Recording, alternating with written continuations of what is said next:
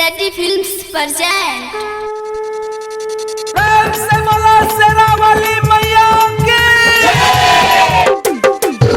DJ Umesh Sukhipur बाजार अहाँ सब सुनि रहल छी पवन पुरवैया सहनी के। झुलुआ झुलई छै सातो बहिनिया ओढ़ी के ललक चुनरिया तल चके निमिया के डढ़िया तल चके निमिया के डढ़िया। हाँ झुलुआ झुलई छै सातो बहिनिया ओढ़ी के ललक चुनरिया तल चके निमिया के डढ़िया तल चके निमिया के डढ़िया। प्रेम से बोलो पटना वाली पटन देवी की। Recording by Seti films Sitamarhi. DJ Umesh Sukhipur बाजार। झूमी झूमी गीतिया गावे सातो रे बहिनिया झुलुआ झुलावे माई के आई के मलिनिया। झूमी झूमी गीतिया गावे सातो रे बहिनिया झुलुआ झुलावे माई के आई के मलिनिया।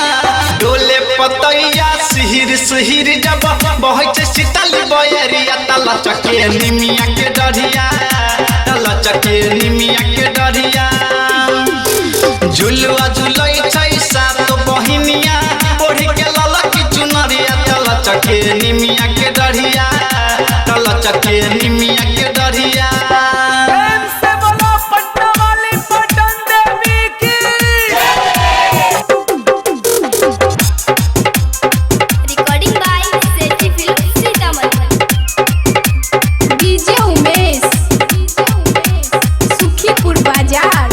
चम चम चमके रूपवा लागे मई दुलहिनिया हाथवा में चूड़ी सोवे पाँव में पैजनिया।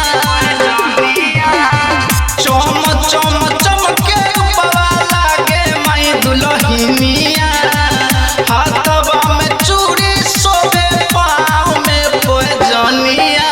पवन पुरवैया करे पूजैया मन के माई के पुजरिया तल चके निमिया के डढ़िया तल चके निमिया के डढ़िया।